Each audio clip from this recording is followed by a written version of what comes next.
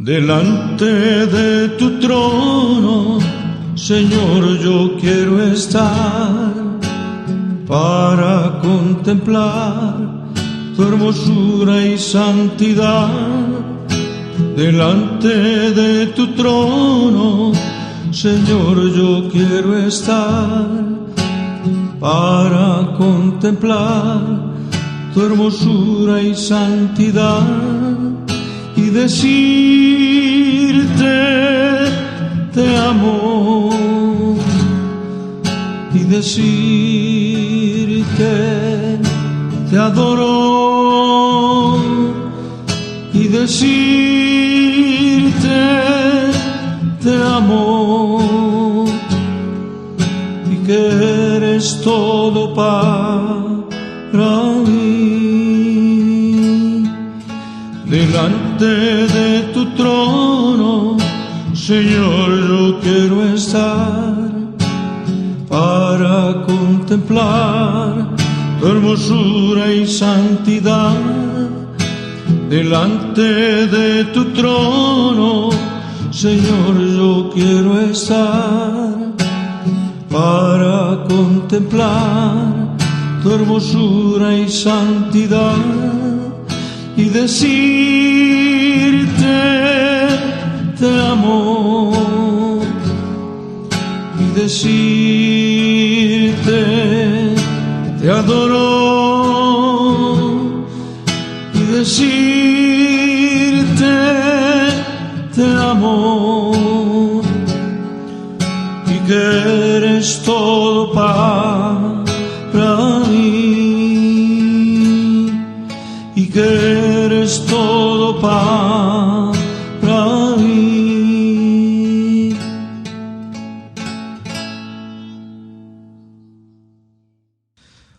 Hola mis amados, de nuevo les saluda el siervo de Jesucristo y siervo de ustedes, Luis Eduardo López. En buena hora para todos, un lindo día, grandes bendiciones en estos tiempos de tribulación y de angustia. Hoy vamos a hablar de un tema bien especial, otra de esas historias grandiosas de las Sagradas Escrituras, que nos habla de un varón que nos dice que era un hombre temeroso, de temeroso a valiente, y de un pueblo de ruina a prosperidad y seguridad. Un hombre temeroso que fue convertido en gran valiente, un gran soldado, y un pueblo arruinado que llegó a ser seguro, protegido y próspero. Y esta es la famosa historia de Gedeón. Esto se desarrolla después de Josué. Volvemos desde Abraham, padre de Isaac, Isaac padre de Jacob, Jacob el patriarca, el padre de los 12 patriarcas. Luego va José a Egipto, ya el pueblo de Israel es esclavizado. Aparece Moisés y les da la libertad Dios a través de este gran varón. Luego a Moisés le sucede Josué, un gran estratega militar, un gran soldado y un gran siervo de Dios. Y después de esta época, cuando muere el líder, el pueblo de Israel entra en una etapa circular. Es decir, hágase la composición de un círculo, y cuando el pueblo tenía su líder y hacía los correctivos y el líder estaba en las manos de Dios, el pueblo era victorioso. Moría el líder y el pueblo hacía lo malo, haciendo lo malo entraban en decadencia, eran entregados en manos de los enemigos, entraban en manos de los enemigos a una vida de ruina, de temor, escondidos, sin seguridad. En esa vida ruinosa el pueblo clamaba a Dios y Dios en su misericordia les levantaba un líder. Ese líder hacía los correctivos, invocaba a Dios, glorificaba la grandeza del rey, llevaba al pueblo a la comunión con Dios, y el pueblo establecida la comunión con Dios de nuevo los llevaba a la vida victoriosa y de nuevo a la parte de arriba del círculo. Volvía y moría el líder y se presentaba ese nuevo ciclo, y fue la época circular. Y el libro de Jueces termina diciendo, la Reina Valera dice, en Jueces capítulo 21, versículo 25. En estos días no había rey en Israel y cada uno hacía lo que bien le parecía. La versión más antioqueña, como la de Dios habla hoy, dice que no había rey en Israel y cada uno hacía lo que le daba la gana. De manera que necesitamos un buen liderazgo, mis amados, y estemos orando por nuestros pastores, por nuestros maestros, por nuestros líderes.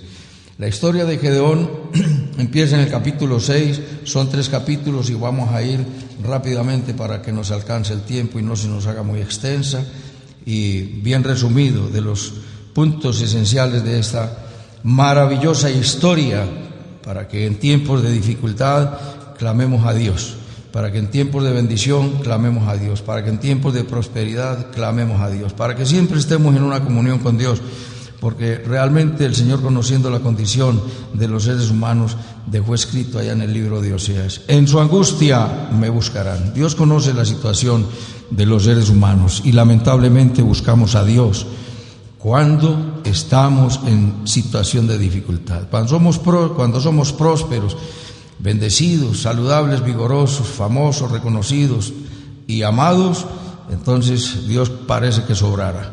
Pero Dios empieza a quitar todas esas muletillas y nos quita, de pronto nos pone en dificultades de diverso orden, afectivas, familiares, laborales, económicas, y cuando se nos acaban todas esas muletas que nos dan la tranquilidad y la seguridad y la alegría, es ahí cuando nosotros decimos: Dios, te necesito.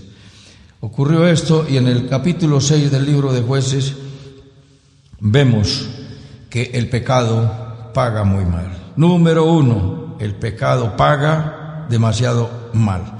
Hace muchos años, cuando estaba en el ejercicio del derecho penal, iba a la cárcel de Bellavista, y había un aviso allá que decía, que creo que todavía debe estar: el pecado no paga, dice el aviso. Y me provocaba escribirle al director del IMPEC y decirle: el pecado sí paga, y paga muy mal, con ese carcelazo que tiene toda esta gente. ¿Cómo que el pecado no paga? El delito no paga. El delito no paga. El delito sí paga, y paga con la cárcel, paga con la ruina, con la miseria y con la pena privativa de la libertad cuando se ha delinquido.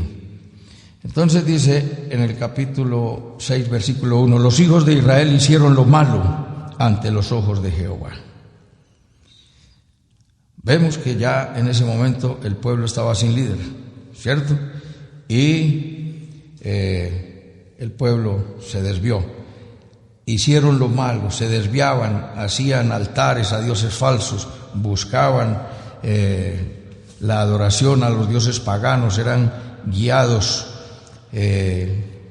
por la seducción de los vecinos, adoraban a sus dioses, como dijo Dios a través del profeta Jeremías. Le dijo a Jeremías: que se conviertan ellos a ti, no que tú te conviertas a ellos. Entonces, ¿cuál fue la consecuencia de este pecado? De que el pueblo de Israel se alejó de Dios e hizo lo malo delante de Dios. Dice el mismo versículo 1: y Jehová los entregó en manos de Madián por 7 años. Dios los entregó en manos de Madián. Entonces la gente, Dios dice: ¿y dónde está Dios? Vamos a ver que está dentro de los reclamos que hace Gedeón, reclamos muy normales, y Dios tiene explicación para todos. Y veamos cuál era la ruina en la que eran introducidos. Versículo 2: y la mano de Madián prevaleció contra Israel, y los hijos de Israel, por causa de los madianitas, se hicieron cuevas en los montes y cavernas y lugares fortificados. Pues sucedía que cuando Israel había sembrado, subían los madianitas y amalecitas y los hijos del oriente contra ellos, subían y los atacaban, y acampando contra ellos destruían los frutos de la tierra hasta llegar a Gaza, y no dejaban que comer en Israel ni ovejas, ni bueyes, ni asnos. Entonces vemos que el cuidado protector, hemos visto que tenemos protector solamente cuando estamos al abrigo del Altísimo. Tenemos protección porque esta relación con Dios no es una relación de una sola vía. Señor, dame, Señor, cuídame, Señor, protégeme, Señor, bendíceme, Señor, sáname, Señor, prospérame. Esa es la religión de la comodidad, la religión de la sola prosperidad sin arrepentimiento. Entonces, tenemos que venir a Dios en arrepentimiento, como lo vamos a ver aquí a continuación. Los hijos de Israel hicieron lo malo, ¿y qué ocurrió? Inmediatamente fueron entregados en las manos de los madianitas. ¿Y cuál era el ataque? Venían todos esos ejércitos, los atacaban y se robaban todos los sembrados, se robaban toda la producción agrícola, ganadera, y lo dejaban en pura miseria, y el pueblo empobrecía. Nos dice en el versículo 6: de este modo empobrecía Israel en gran manera por causa de Madián, y los hijos de Israel clamaron a Jehová. El pueblo llegó a menos económicamente. El pecado, ¿a dónde nos lleva? El pecado nos lleva a una situación ruinosa. El pecado, ustedes me dirán, pero ¿cómo puede ser si nosotros vemos que los ricos son los que prosperan? Como empieza el libro de los Salmos. El libro de los Salmos inicia en el capítulo 1 y en el capítulo 2, inicia con bendición y promesas de prosperidad. Será como árbol plantado junto a corrientes de agua, que da fruto a su tiempo, su hoja no cae y todo lo que hace prosperará. ¿Quién? El que se deleite en la ley del Señor es prosperado, ¿cierto? Pero en el capítulo 2 también, en el Salmo 2, también nos habla de eso. ¿Por qué se amontinan las gentes? Y finalmente Dios se reirá de ellos. Pero en el capítulo 3, 4 y siguientes empieza a hablar: ¿hasta cuándo, Dios mío? ¿Por qué me has entregado en manos de mis enemigos y somos perseguidos? Entonces hay una promesa de bendición y después empieza la dificultad del pueblo de Dios. En esas dificultades, ¿qué es lo que Dios está haciendo? Nos está moldeando para formar el carácter de Jesucristo en nosotros. Entonces, como el pueblo, y como buscamos a un Dios supernumerario que nos solucione todos nuestros problemas: Señor, se me dañó la plancha, Señor, se me dañó la licuadora, Señor, se me dañó el fogón, Señor, se me dañó el internet, Señor, ayúdame. Pero arrodillémonos, postrémonos y adoremos a nuestro Dios. Ellos estaban en tanto temor que vivían en cavernas, vivían asustados, vivían escondidos por causa de los madianitas y de los amalecitas que los perseguían. Entonces, ¿cuál fue el resultado de todo esto? El pueblo empobrecía.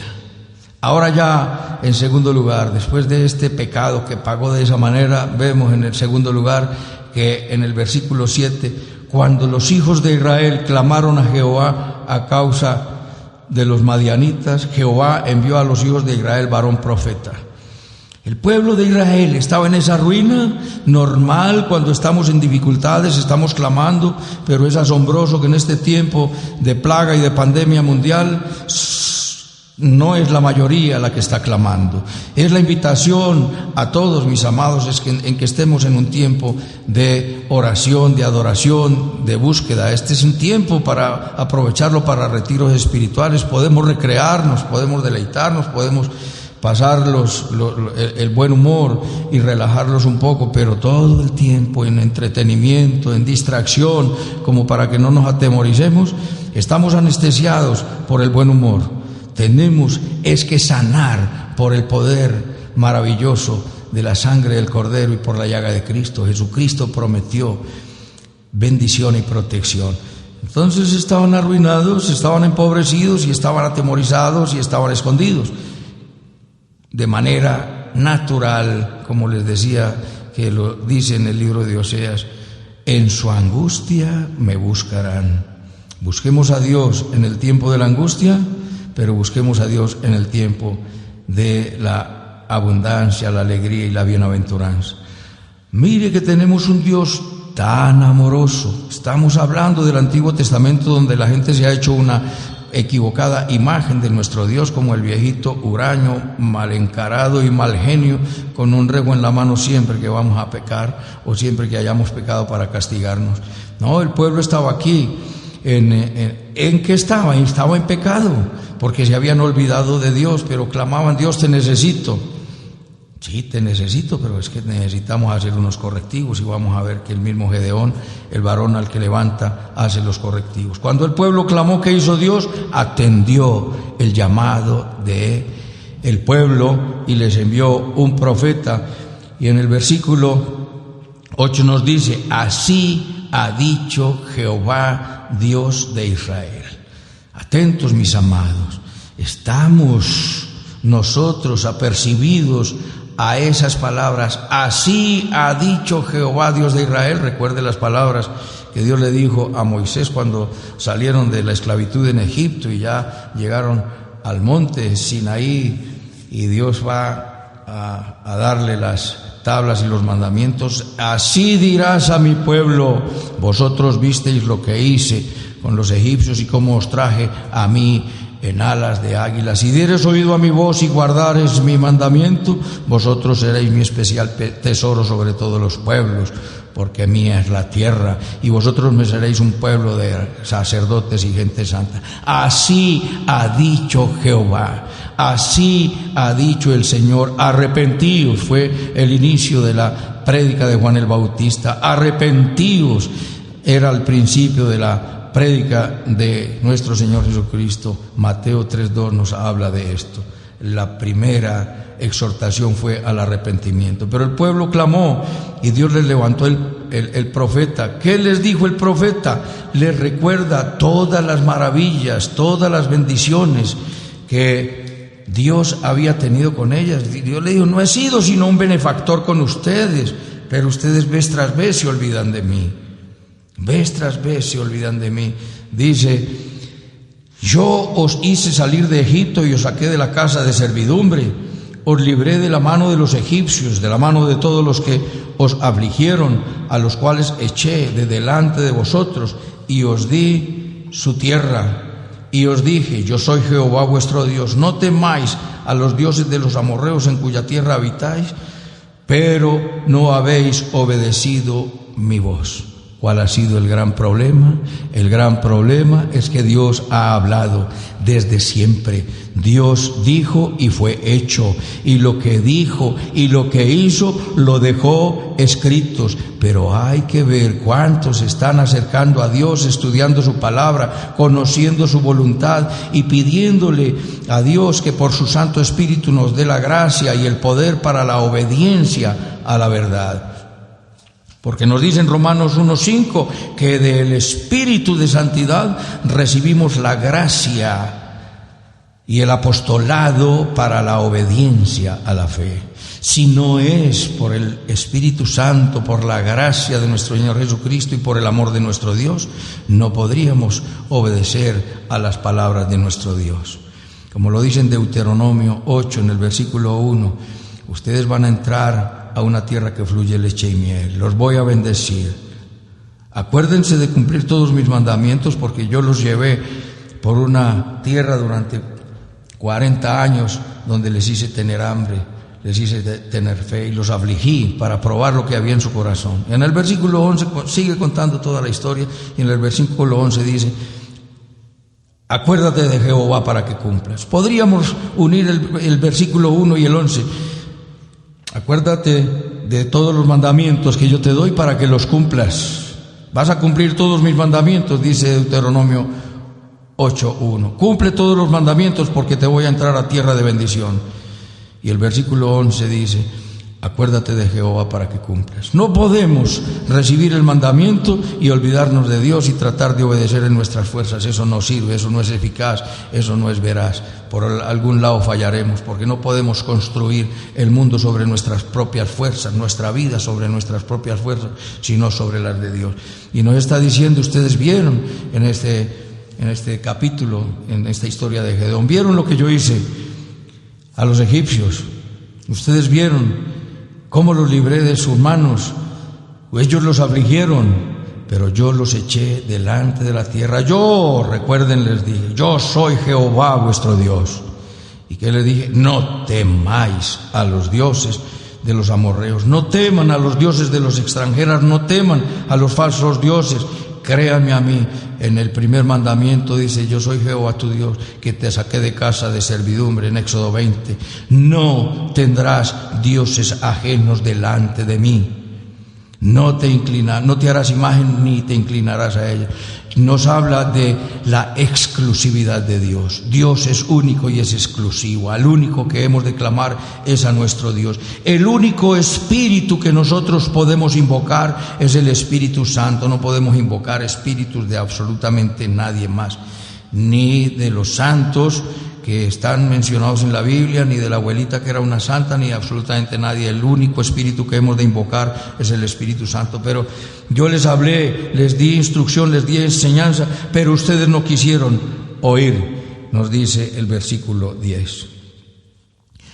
Y entonces, inmediatamente después de esa pequeña y breve amonestación y de ese recorderis, yo he estado con ustedes, les hice proezas y les dije que el temor desapareciera, pero es que ustedes no quisieron oír mi voz.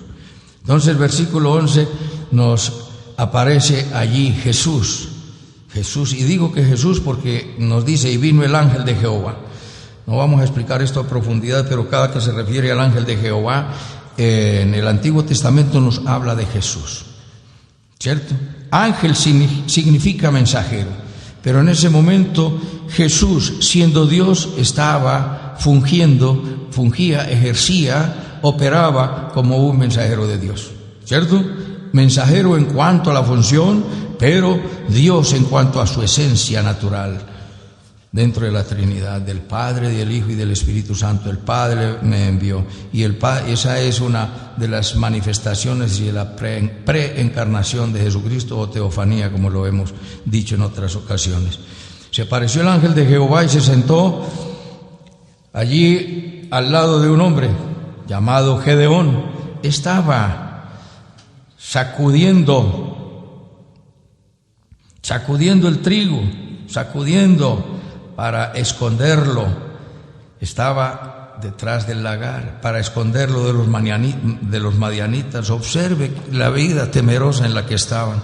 Y este hombre estaba por allá escondido, había hecho la cosecha, lo estaba sacudiendo y estaba organizando su cosecha para esconderlo. ¿Por qué para esconderlo? Porque vimos que dentro de la persecución y de la opresión de los madianitas y de los amalecitas eran los saqueos. Satanás va a saquear tu vida, Satanás va a saquear tus finanzas, si tú no estás rendido a la mano de Dios, y Dios te quiere prosperar, pero vas a ser un correcto, bueno y excelente, misericordioso, amoroso y generoso mensajero de nuestro Dios para hacer las cosas a la manera de Dios. Así ha dicho Jehová. Recuerda así ha dicho Jehová, muy recurrente en las Sagradas Escrituras, para hacer las cosas como un siervo llamado Moisés, que decía: y Moisés hizo todas las cosas como Jehová le había mandado.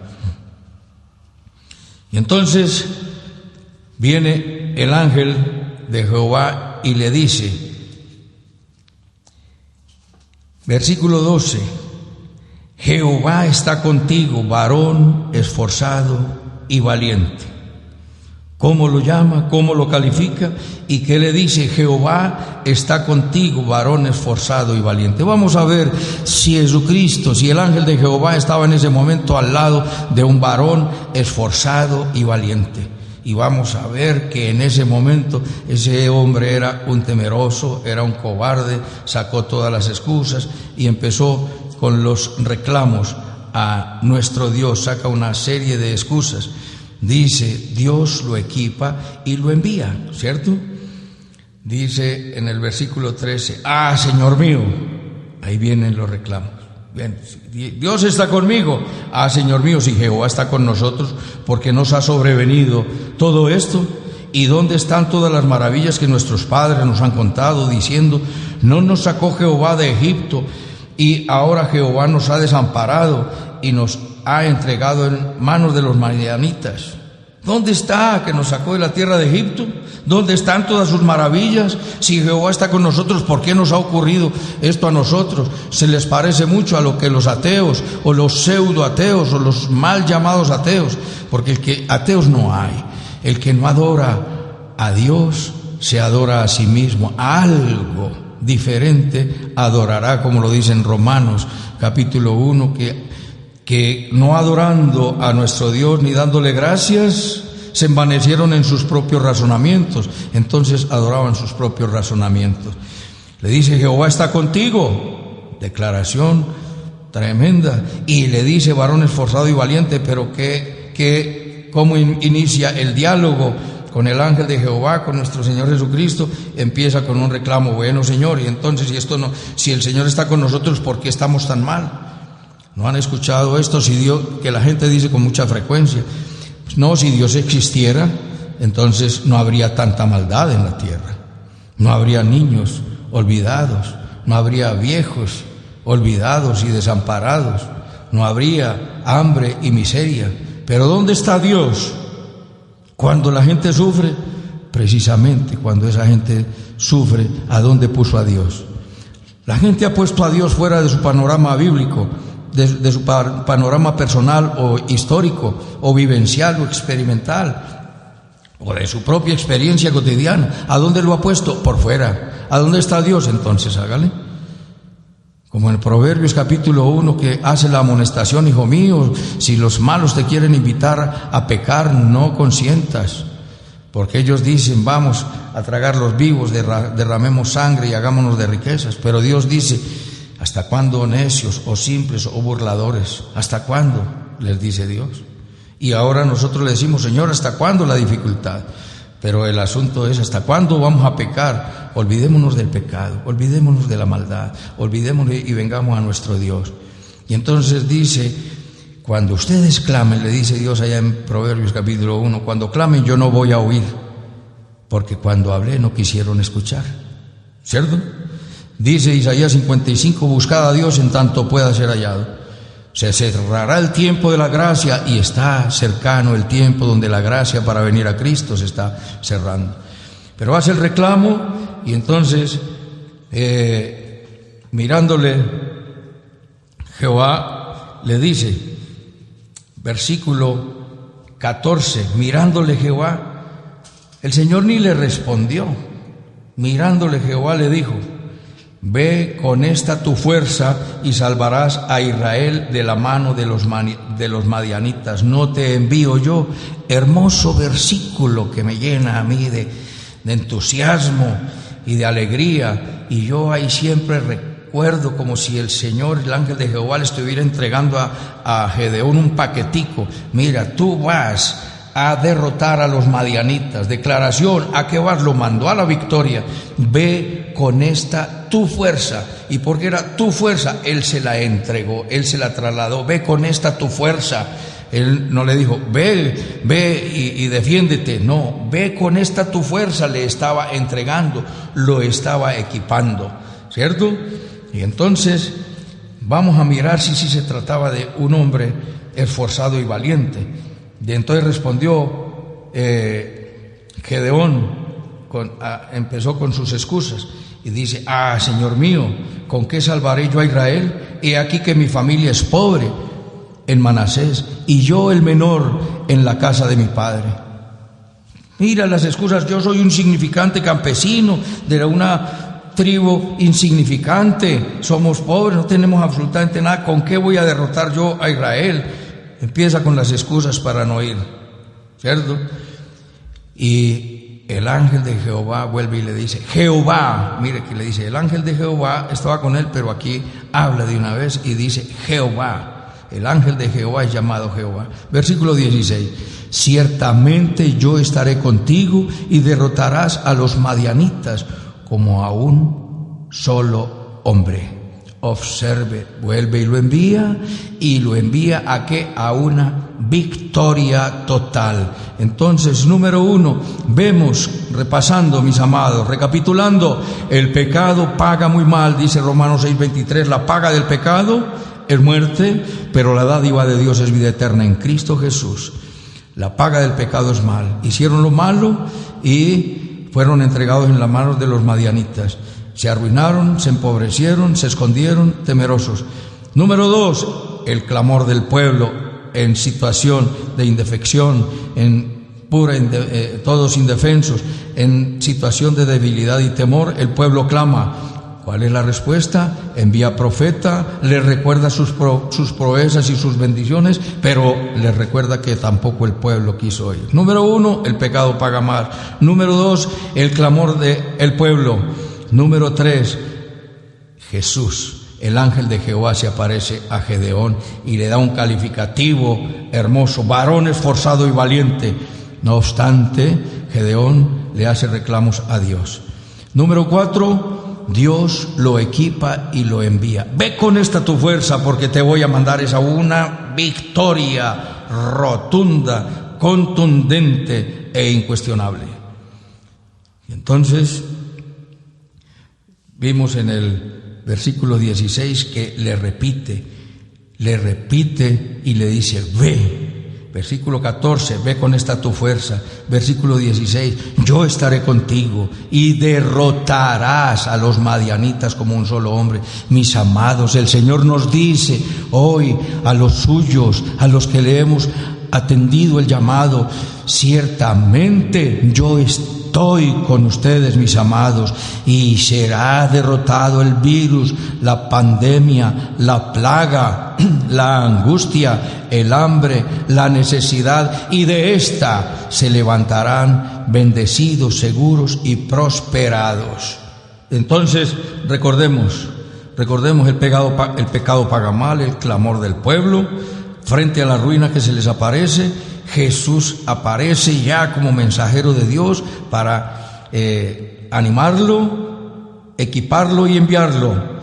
Lo equipa y lo envía a una victoria segura, porque Dios ha dicho: derrotarás. El Señor nos ha dicho, mis amados, ten la absoluta certeza de esta dificultad y de cualquiera que estés atravesando, pero ahora tenemos una dificultad común, tenemos un lugar común, tenemos un punto común, tenemos una amenaza común, una pandemia, señal de los últimos tiempos en las cuales Dios está hablando, y hablaremos de esto en otra ocasión. Pero de esta nos levantaremos seguros, protegidos, bendecidos, prosperados, y todo para la gloria de Dios. De manera que ¿cuál va a ser nuestra actitud en todo este tiempo? Honrar el nombre de nuestro Dios, glorificarle.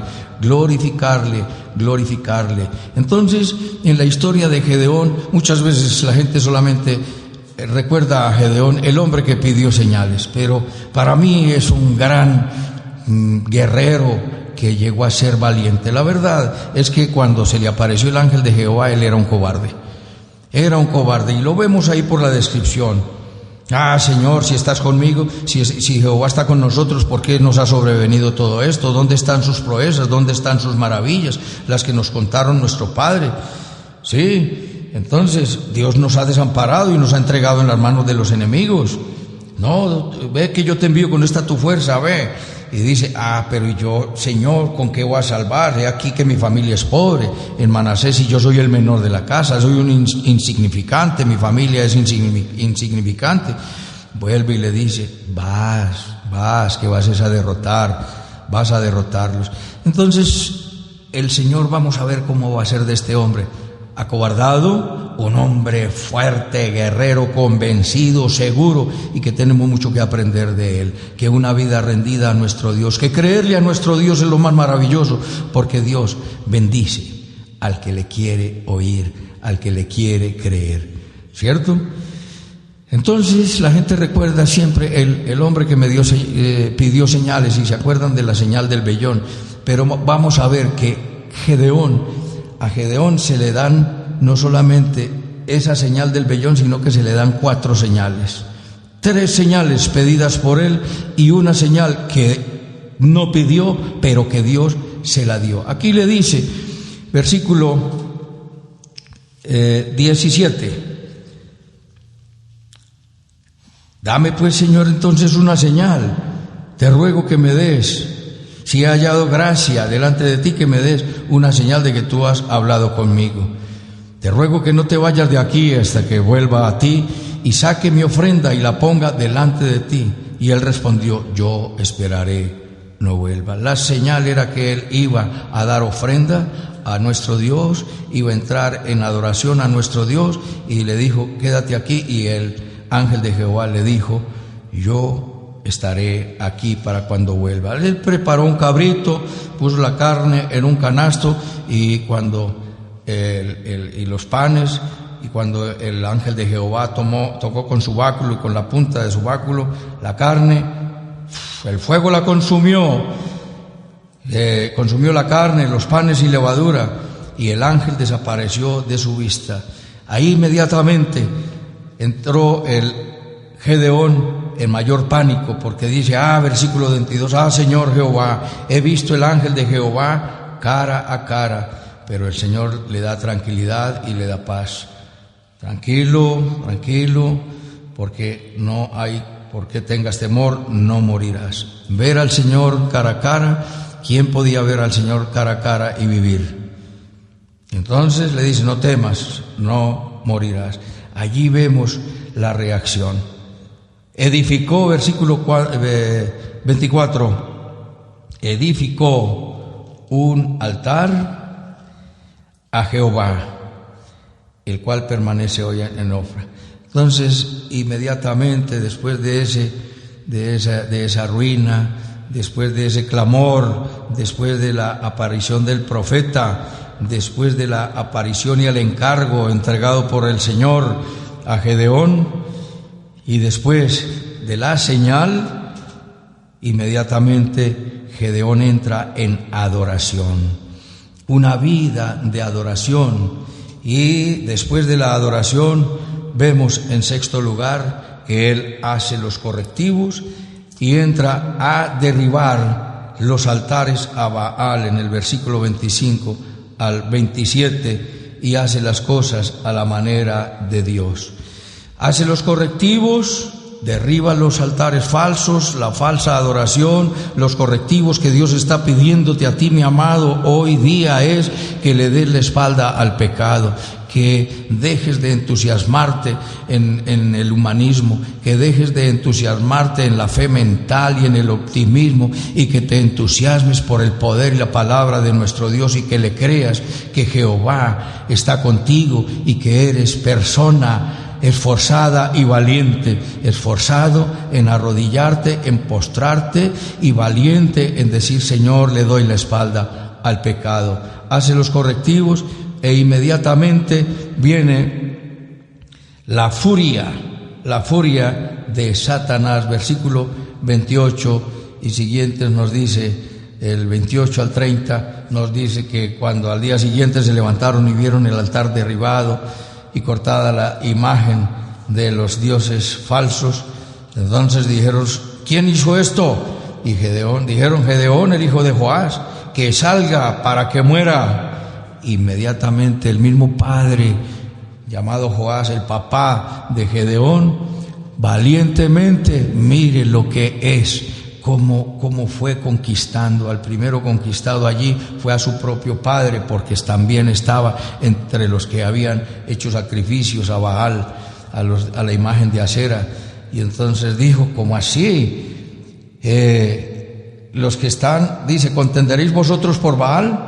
¿Defenderéis su causa? Cualquiera que contienda por él, que muera esta mañana. Si es Dios, que contienda por sí mismo con el que derribó el altar. Entonces salió este hombre, que era también, estaba viviendo como los paganos en la adoración falsa, y salió en defensa, no solo de su hijo, sino en contra del Dios falso.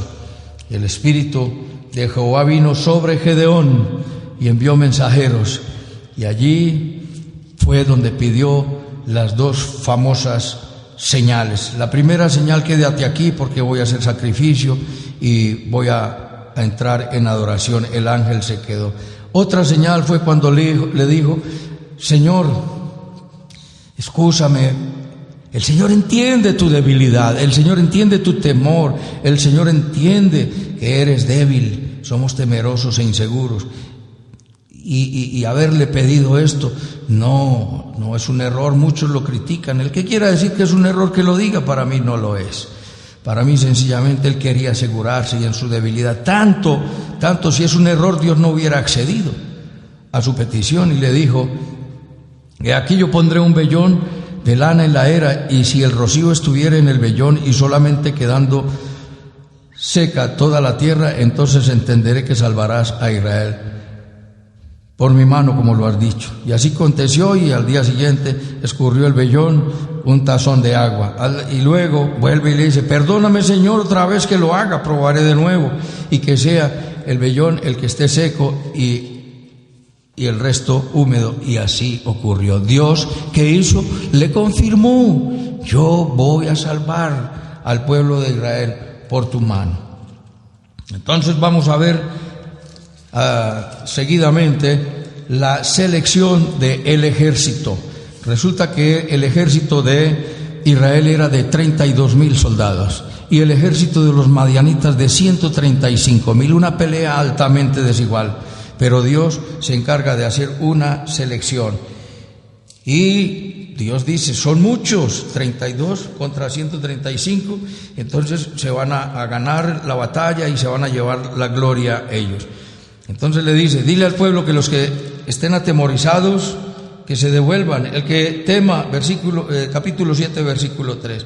El que tenga temor y esté y está estremecido, madrugue y devuélvase. Y se devolvieron 22,000 y quedaron solo 10,000. Vuelve el Señor y le dice: no, son muchos.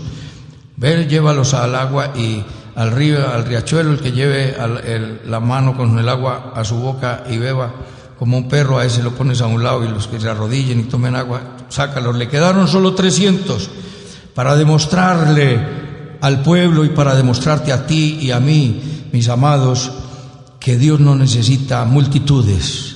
Dios necesita un solo hombre, y con uno solo empezó, y con ese solo fue Gedeón, un cobarde al que estaba convirtiendo en un gran valiente. Y de 32,000 sacó solamente a 300 para ir en contra de 135,000. ¿Cierto? Entonces, solamente le quedaron estos.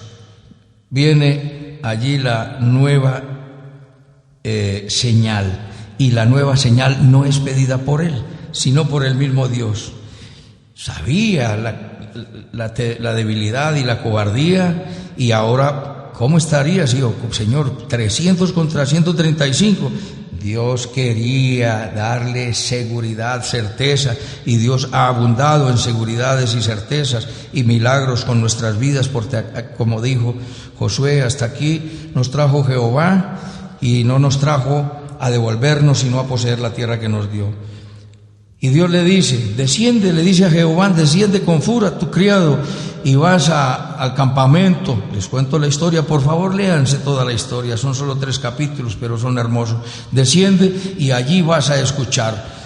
Y le da la señal, y la señal es que escucha que estaban conversando entre 2 soldados, y dice, uno de ellos le estaba contando un sueño al otro, y me dice: oí que un gran pan de cebada rodaba hasta el campamento de Madián, y llegó a la tienda y la golpeó de tal manera que cayó y trastornó de arriba a abajo, y la tienda cayó. Versículo 13, capítulo 7, versículo 3. Inmediatamente su interlocutor, su compañero, le dijo: ¿qué es esto sino otra cosa? La espada de Gedeón, hijo de Joás, varón de Israel. Dios ha entregado en sus manos a los madianitas como con todo el campamento. Y cuando Gedeón escuchó esto, ¿qué hizo? Escuchó el sueño y escuchó la interpretación que hizo Gedeón. Dice versículo 15, adoró a nuestro Dios. Observa que Dios le da señal. Número 1, primera señal: dame señal de que has hablado conmigo. Voy por el cabrito para prepararlo para ti. Aquí estaré cuando vuelva. Segunda señal: que yo ponga el vellón y el vellón esté mojado y el prado seco. Tercera señal: que yo ponga el vellón y el vellón esté seco y el prado mojado. Esas 3 las pidió Gedeón. Y la cuarta: se la dio Dios en su buena voluntad para que se asegurara, y escuchó el sueño y escuchó la interpretación. ¿Qué generó en esto? Ya Dios estaba preparando y ya había hecho de él un varón esforzado y valiente, como se lo había dicho en el versículo 12. Ahora vamos a la estrategia militar. Él organizó 3 escuadrones, eran 300 hombres y organizó 3 escuadrones, 100 a su cargo, 100 a cargo de otro y 100 a otro. Y les entregó unos cántaros y les entregó unas antorchas, unas teas y una trompeta. Y les dijo: cuando lleguemos vamos a rodear el campamento, y a la voz de esta expresión, por la espada de Jehová y por Gedeón, entonces ustedes quiebran los cántaros y empiezan a tocar la trompeta. Eso hicieron, ejecutaron la estrategia, y nos dice que cuando gritaron por la espada de Jehová y por Gedeón, estuvieron firmes. Versículo 21, 7:21. Cada uno en su puesto en derredor del campamento, y entonces todo el ejército echó a correr dando gritos, y los 300 tocaban las trompetas, y Jehová puso la espada de cada uno contra su compañero en todo el campamento, y el ejército huyó hasta Bet-Sita en dirección a Serera y hasta la frontera de Abel-Meola en Tabat. Entonces observa la estrategia militar. Las estrategias militares vemos que son absurdas a los ojos del ser humano. ¿Quién organizaría un ataque militar de esta manera? ¿Quién organizaría un ataque militar como lo vimos contando la historia de Josafat, donde unos músicos ganaron la batalla y alabando a Dios? ¿Qué nos dice la Escritura? Tocaron quebraron los cántaros, las antorchas quedaron encendidas, y empezó el sonar de la trompeta y el grito de los 300, por la espada de Jehová y por Gedeón. Y ellos estuvieron quietos. El ejército se echó a correr, dando gritos, temerosos y huyendo. ¿Quiénes eran los temerosos? ¿Quiénes eran los débiles? ¿Quiénes eran los que salieron a buscar escondedero? Pues los que estaban oprimiéndolo. Miro cómo Dios cambió la historia y la situación del uno. Los que anteriormente estaban escondidos, atemorizados en cavernas, porque este ejército grande y este pueblo venía a ser los tributarios, los saqueaban y los dejaban sin comida. Estos pobres, temerosos y escondidos, llegaron a ser los valientes, pero solo con 300 valientes que utilizó el Señor, porque recuerda que hubo 122 que se devolvieron. Y nos dice que en esa huida Dios puso la espada de cada uno contra su compañero. Y nos dice en el capítulo 8, ya terminando, nos dice en el capítulo 8 que salieron los 300 hombres a perseguir a los príncipes de Madián, que se llamaban Seba y Salmuna. Ya habían matado a 2 príncipes, a Oreb y a Seb. Mira la historia. Si están los nombres ahí, son importantes, leámoslo todo, porque están escritos ahí en la Biblia. Todo lo que está escrito en la Biblia es de gran utilidad. Entonces llegaron, y cuando iban persiguiendo a los 15,000, pasaron por un lugar de Sucot, y le dijo: dale comida a mis soldados, que persigo a Seba y Salmuna. Y ellos le respondieron: ¿están en tus manos? No te daremos. Tenían temor de que iban a ser derrotados, y cualquiera le da la victoria a los 15,000 en contra de los 300. Cualquiera. Y cualquiera le está apostando al próspero, y a ti se te han arrimado cuando has estado próspero, pero cuando eres pobre, escaso y débil, no se te acerca absolutamente nadie, solamente Dios. Y Dios, acércate a Dios en todas las circunstancias y Él estará a tu lado. Y luego pasa por Peniel y le dijo lo mismo, y no les quisieron dar alimentación, no los quisieron surtir. Y Gedeón les dijo: cuando los tenga capturados, vendré y arreglaré cuentas con ustedes. Entonces, ¿qué fue lo que hicieron? Llegaron, los capturaron y volvieron y arreglaron cuentas. Volvieron y arreglaron cuentas con esos 2 pueblos que no quisieron darle ayuda, resguardarlos. Luego de la captura, vemos que quedaron con gran riqueza. Y versículo 8, versículo 26. Y fue el peso de los arcillos de oro que él pidió 1,700 siclos de oro, sin las planchas y joyeles, y vestidos de púrpura que traían los reyes de Madián, y sin los collares que traían los camellos al cuello. Ellos salían a la guerra y salían bien vestidos, con mantas, con túnicas, con vestidos, con joyas, con todo el esplendor, pero fueron capturados y tomaron el botín de nuevo. Y finalmente nos dice en el versículo 28: y así fue subyugado Madián delante de los hijos de Israel, y nunca más volvió a levantar cabeza. Y reposó la tierra 40 años en los días de Gedeón. Mis amados, un repasito, no se te olvide esta historia, es larga, y hacerlo rápidamente porque el tiempo es corto, para que te quede el mensaje claro con los puntos más esenciales. Ahí te queda el audio y te queda la Biblia para que lo repases, lo estudies, y mira que si estás viviendo una vida en dificultades, revisa tu vida y ven a Dios en arrepentimiento, porque número 1, el pecado paga muy mal. La paga del pecado es muerte. En esta historia lo vemos. El pueblo hizo lo malo delante de Jehová, y Dios los entregó en manos de sus enemigos, los madianitas. Número 2, el pueblo empobrecía. Número 2, el pueblo en esa condición pobre, arruinada y difícil, clamó a Dios. Dios le envió profeta, les recordó todas sus bondades, su protección, su bendición, y les dijo que Él era su Dios, pero el pueblo no quiso oír. Número 3, el ángel del Señor Jesucristo aparece a Gedeón y le da el calificativo maravilloso al hombre cobarde. Estaba mintiendo Jesucristo cuando le dijo varón esforzado y valiente, cuando en realidad era un varón esforzado y valiente en ese momento. Recuerda lo que dice en Romanos capítulo 4, versículo 17, porque Dios llama las cosas que no son como si fuera. A ese cobarde le estaba diciendo varón esforzado y valiente. Y revisa la historia a ver si no llegó a ser un varón esforzado y valiente. Número 4, lo equipa y lo envía. Ve con esta tu fuerza. No obstante, está con las excusas. Le dice: Señor, si Dios está con nosotros, ¿por qué nos ha pasado esto? Después le dice: ve, porque tú vas a derrotar al hombre a ese ejército como un solo hombre. Le pide señal: quédate aquí, entra en adoración, hace los correctivos.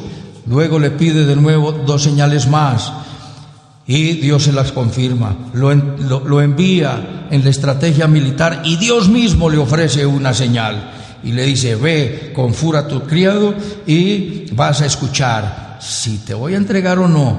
Escucha el sueño y escucha la interpretación, y dice: oh Jehová, nos ha entregado este pueblo en nuestras manos, y de nuevo entra en adoración.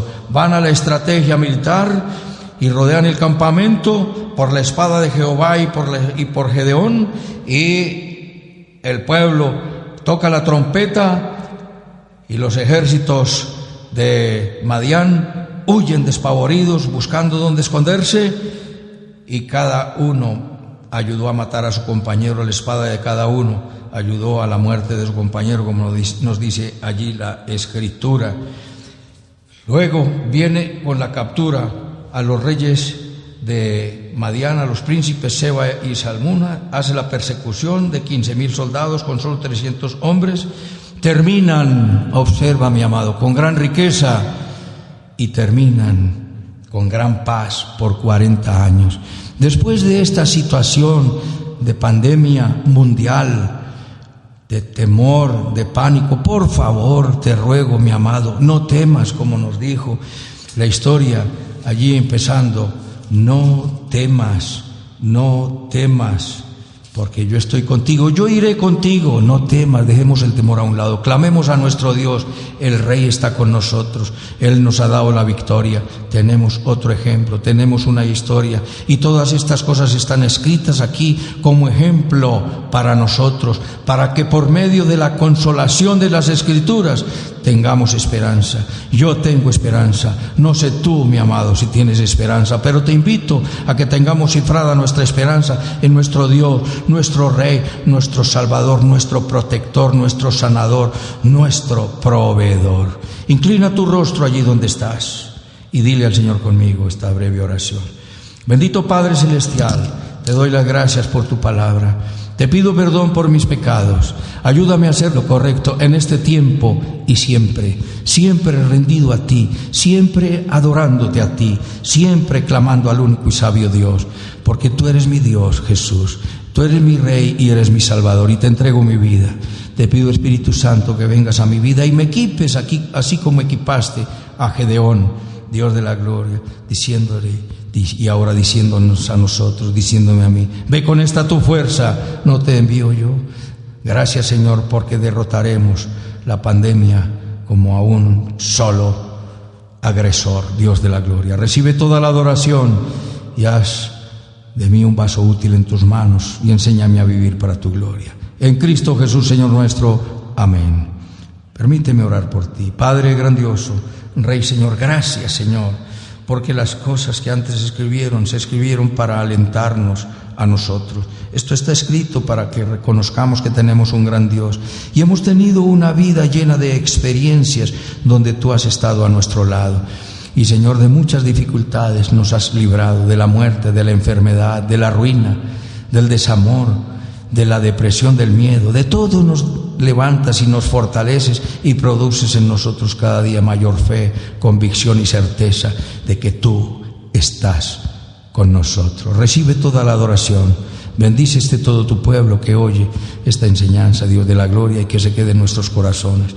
Bendice, Señor, nuestra nación, el presidente, los que están en eminencia, los alzados en armas, los terroristas, las víctimas de la violencia, los que tienen un credo distinto. Bendíceles y acércales a ti con cuerda de amor. De manera especial oramos por el pueblo de Israel y por la paz de Jerusalén, y por sobre todas estas cosas oramos para que vengas pronto. Ven pronto, Señor Jesús. Quedamos en tus manos, dando la gloria al Padre, dando la gloria al Hijo y dando la gloria al Espíritu Santo. En Cristo Jesús, Señor nuestro. Amén. Amén y amén. Un abrazo para todos mis amados. Hasta otra oportunidad.